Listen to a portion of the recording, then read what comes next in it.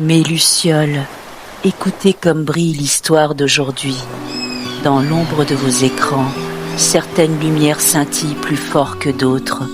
Et l'autre soir, au détour des commentaires, l'une de vous a laissé un mot, un seul, un nom ancien, posé sur la mer comme un éclat de verre clair, Levanzo.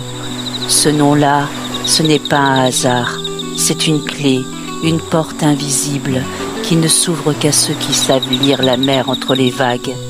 Alors ce soir, puisque l'une de mes lucioles l'a soufflé, je vais vous raconter une légende, une vraie, une de là-bas. Avant les hommes, il y avait les filles du soleil, bien avant que les pêcheurs ne jettent leurs filets, bien avant que les navires ne longent les côtes. Les Illegades n'étaient encore que des ombres reposant sur la surface de la mer. Elles n'avaient ni nom, ni histoire, ni mémoire, seulement un silence bleu, immobile, en attente. Puis un jour, le soleil lui-même, Hélios, descendit caresser la mer. Là, il rencontra Nérée, gardienne des secrets profonds, celle qui connaît le langage des courants et des abîmes. De leur union naquirent 3 filles, 3 esprits lumineux, destinés à guider les voyageurs perdus entre ciel et eau. Phétousa, la généreuse, Néréia, la sage, et Lampatia, la plus éclatante. Lorsque leurs yeux s'ouvrirent, la mer changea de couleur. 3 îles émergèrent lentement du bleu, comme des créatures endormies, enfin réveillées. Favignana, Marettimo et Levanzo.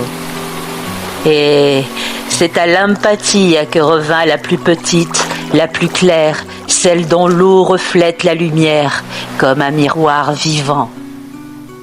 Lampatia aima son île immédiatement. Chaque matin, elle marchait pieds nus au bord de l'eau, et là où elle passait, des traces de lumière restaient suspendues quelques secondes avant de se dissoudre dans les vagues. Elle savait que Levanzo serait fragile, trop belle pour rester ignorée, trop petite pour se défendre seule. Alors elle fit une promesse à l'île. Tant qu'un marin cherchera son chemin, je laisserai ici un fil de lumière. Et c'est ainsi que naquit le premier mystère, car à l'aube, les pêcheurs affirmaient voir sur la mer une lueur dorée qui ne venait ni du soleil ni des étoiles. Un scintillement bas, horizontal, glissant au ras des vagues. Les anciens disaient simplement « c'est Lampatia qui marche ». Un soir, une tempête si sombre qu'on aurait cru la nuit en colère s'abattit sur l'île. Un jeune pêcheur, Aristeo, se retrouva pris au piège loin du port. Les vagues se dressaient autour de lui comme des murs vivants. Il n'avait que 17 ans et ce soir-là, la mer semblait vouloir l'avaler. Alors il appela, non pas Dieu, non pas un saint, il appela l'île. Levanzo, aide-moi! À cet instant, la mer s'ouvrit juste assez pour laisser passer sa barque. Entre 2 vagues, un fil de lumière apparut, glissant sur l'eau comme une robe dorée. Aristeo suivit cette lueur et malgré la tempête, sa barque ne tanguait presque plus. Elle glissait, elle planait, comme si l'eau refusait soudain de la toucher. Ce fut, dit-on, la première barque volante de Levanzo.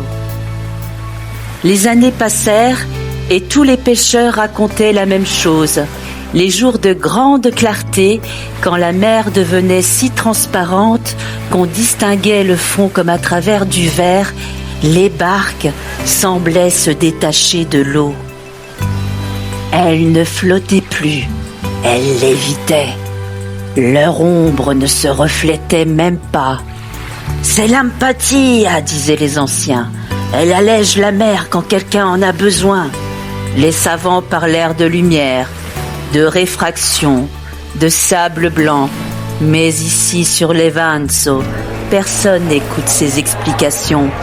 Parce que, sur cette île, la lumière n'obéit à personne, sauf à elle-même, et peut-être à l'empathie. Puis vint un hiver terrible.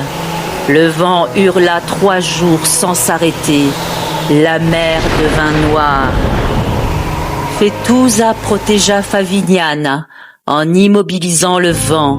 Nereia enveloppa Marettimo d'une brume épaisse qui amortissait les vagues.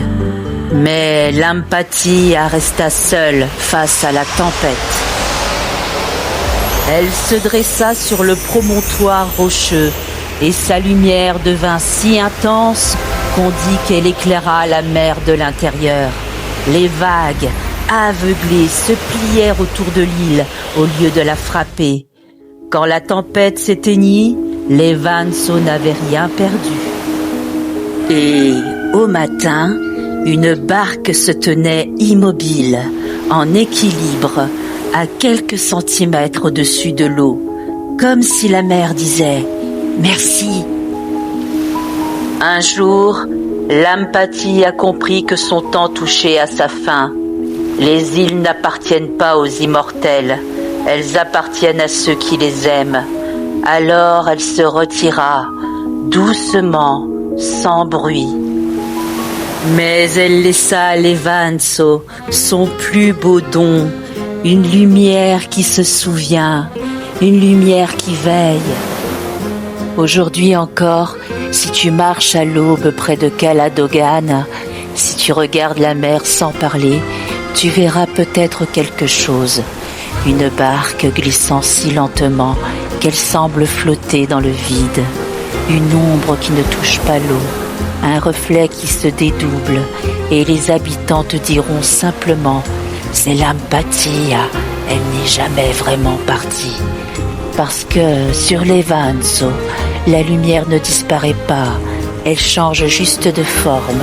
Et si un jour toi aussi, tu poses le pied sur cette île, si la mer est si claire qu'elle semble éclairer de l'intérieur, si la lumière glisse sur l'eau comme un chemin offert, alors avance sans crainte, car sur Levanzo, la lumière n'est pas là pour éblouir, mais pour accompagner. Elle ne montre pas la route, elle marche avec toi. Et peut-être qu'à cet instant, sans miracle visible, sans barque qui vole, tu sentiras simplement ceci, que quelque chose veille. C'est ainsi que l'Empathia demeure, non pas dans les légendes, mais dans chaque regard qui choisit encore de voir la lumière.